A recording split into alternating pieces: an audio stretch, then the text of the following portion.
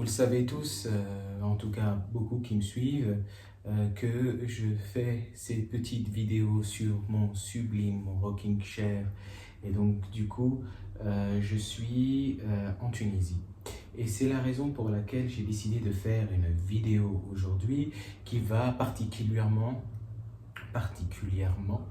excusez-moi pour la prononciation, qui va parler particulièrement de la Tunisie et de mon expérience en Tunisie. Et en fait, je suis tombé sur un article que j'ai pris, que j'ai mis dans notre média. Il suffit, si vous voulez le lire dans son intégralité, de cliquer sur le lien dans le descriptif comme d'habitude. C'est gratos, comme d'habitude. Écoutez, on va pas tarder et on va attaquer cet article tout de suite. Go!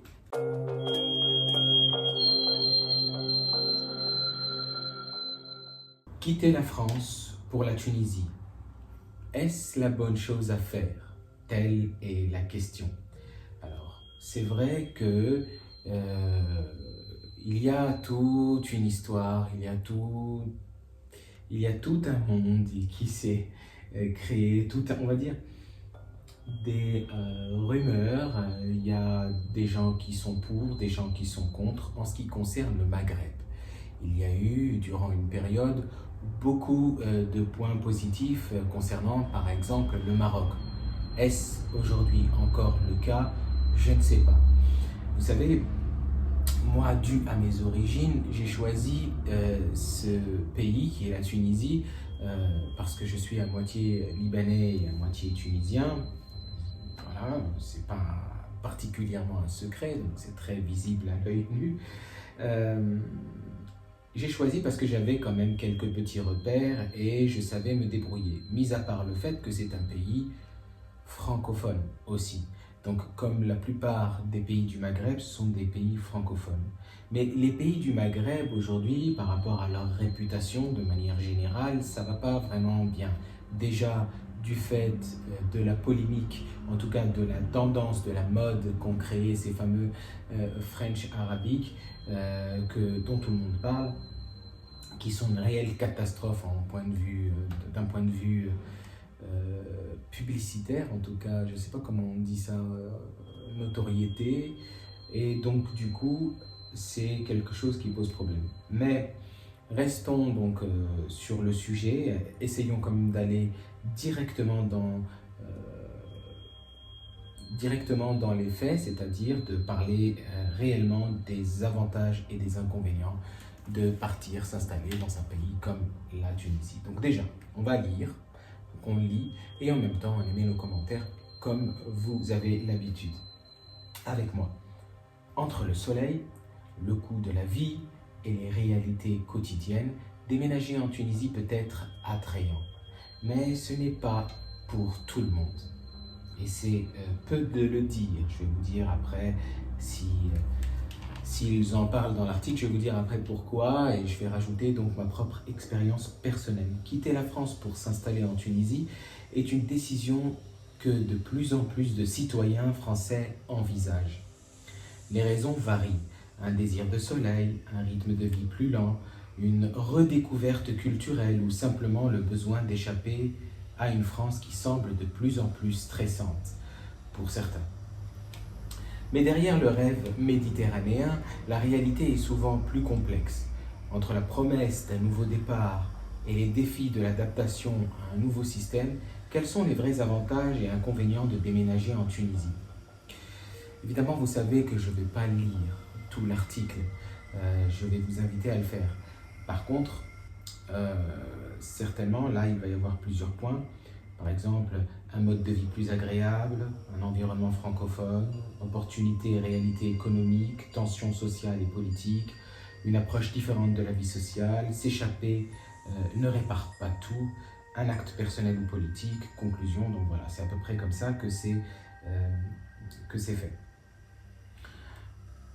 Donc ça va traiter plusieurs points importants qui reviennent à chaque fois.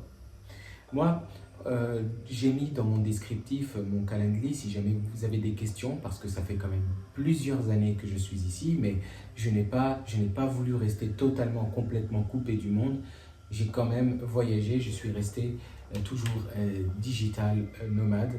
Je ferai une vidéo sur le nomadisme digital et sur ce que je fais, quels sont les différents métiers que je fais en ligne et qui font que j'arrive à réaliser cela. Oui, alors, c'est vrai que c'est pas cher, paraît-il, mais c'est en train de changer, d'accord? C'est en train de changer, c'est en train d'augmenter, la vie est en train d'augmenter, et il ne faut pas oublier qu'il y a une crise politique, déjà mondiale, et c'est un secret pour personne, mais il y a aussi une crise politique qui est particulière à la Tunisie, qu'il faut vraiment prendre en compte. Il y a eu beaucoup de faits divers, il y a beaucoup de problèmes par rapport à cela, et donc je vous invite à vraiment prendre en compte ça. Mis à part le fait que aussi il peut y avoir un choc culturel assez flagrant, pas tant que ça pour les Français, vous allez me dire, quand on se balade à Barbès, vous avez tous les Tunisiens vous avez une bonne flopée de Tunisiens là-bas, donc pas tant dépaysés que ça, mais quand même il y a un choc culturel qui se fait ressentir au bout d'un certain moment. On va continuer un petit peu la lecture et après on va émettre les commentaires. Donc ici, ils disent que c'est un mode de vie plus agréable. La première chose qui attire les gens en Tunisie est le climat. Avec plus de 300 jours de soleil par an, des hivers doux et un accès facile à la mer, le pays offre un style de vie en plein air qui dépasse ce que la plupart de la France peut offrir. Je ne suis pas d'accord. Il y a des paysages à couper le souffle en France qui sont vraiment magnifiques, des plaines et tout, les campagnes sont très belles et surtout que moi j'aime le climat particulièrement français. Je vais plutôt me ranger du côté de la France en termes de paysage, franchement. Bon, parce que Paris, ce n'est pas la France. Paris, c'est la capitale, rappelons-le. Ok. Ajoutez à cela un riche patrimoine culturel, une profondeur historique et une cuisine délicieuse et abordable et l'attrait devient clair. Désolé, je vais faire du mal à beaucoup de Tunisiens certainement et je vais avoir peut-être des commentaires négatifs, mais là encore, je ne suis pas d'accord. La cuisine tunisienne ne peut pas surpasser l'art culinaire français ou la cuisine française de manière générale. Okay. La cuisine française classique, on peut dire ça, mais la variété de cuisine disponible en France, la possibilité de cuisiner beaucoup de choses, d'ailleurs il y a eu même des émissions télévisées pour ça, c'est pas la Tunisie qui va surpasser ça, qui va même être à égalité avec la cuisine française, je suis pas d'accord.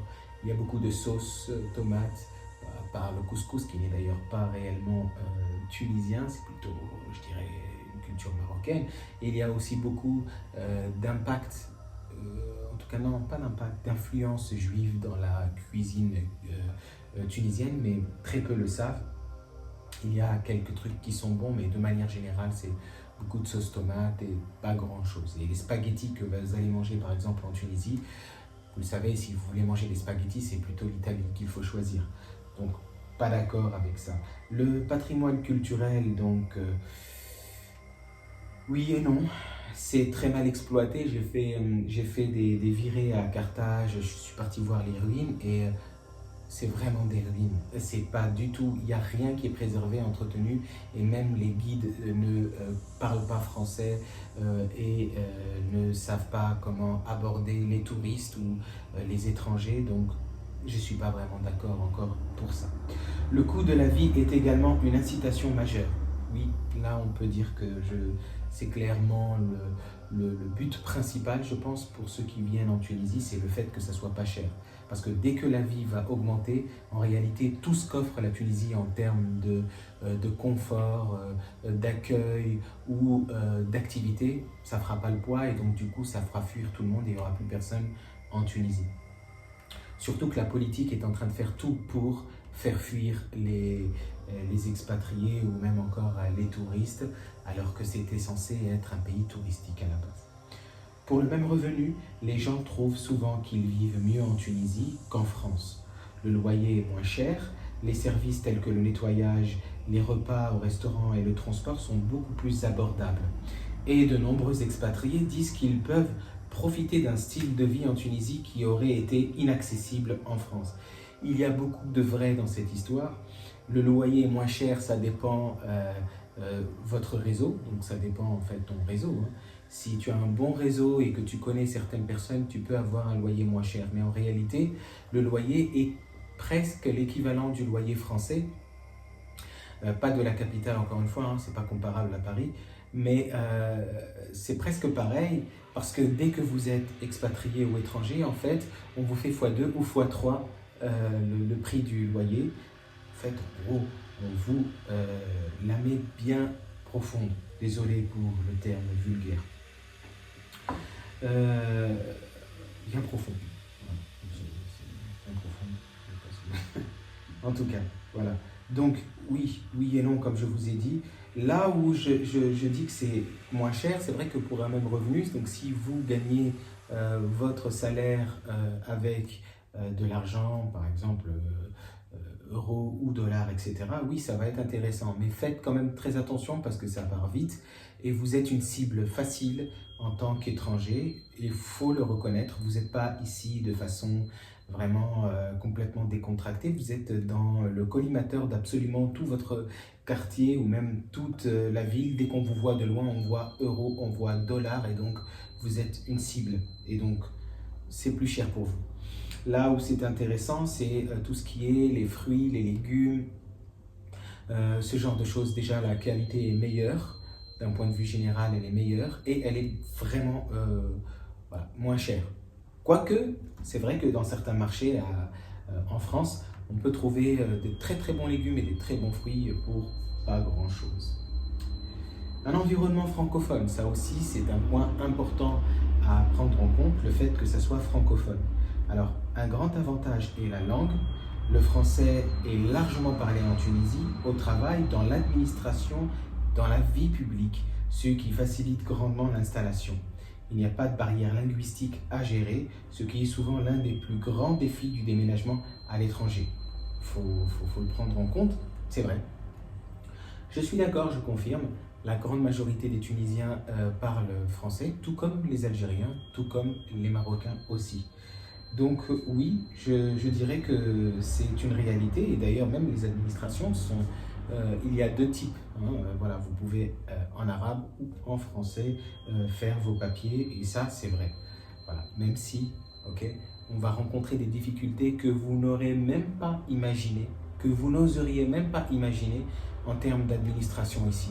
C'est-à-dire que même l'administration française qui est détestée, croyez-moi, faites l'expérience de l'administration tunisienne ici, vous allez absolument rien comprendre à l'enfer que vous allez vivre. Désolé, je ne veux pas vous faire peur, je vous donne la réalité de mon expérience, bien sûr. De plus, la Tunisie partage certaines références culturelles avec la France. La relation historique entre les deux pays, bien que compliquée, oui, aujourd'hui c'est le cas, signifie qu'il y a un terrain commun de compréhension. Pour de nombreux citoyens français, la Tunisie ne se sent pas comme un pays complètement étranger. Alors, moi, mon expérience ici est bonne parce que j'ai une certaine sécurité, j'ai réussi à me trouver un équilibre et j'ai eu un petit réseau qui m'a aidé. Mais croyez-moi, ce n'est pas tâche aisée, faites très attention et si vous avez besoin de conseils, envoyez-moi un message, écrivez-moi en commentaire ou même à la limite, vous pouvez booker avec moi un rendez-vous sur Calendly. Je peux vous faciliter la tâche, vous faciliter l'expatriation en Tunisie, vous dire les points positifs et les points négatifs, ce qu'il faut éviter. Ce n'est pas l'enfer non plus, mais voilà, il y a des choses à prendre en compte, hein, parce que vous ne vivrez pas de la même manière. Mais il y a le soleil, effectivement, il y a la plage, effectivement, il y a quelques petites choses à faire.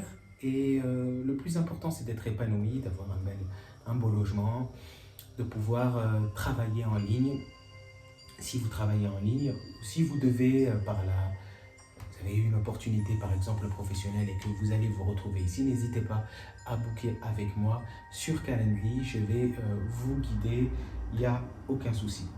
Voilà, de mon côté je vous laisse avec mes petites musiques, entre chaque vidéo vous savez je fais des musiques.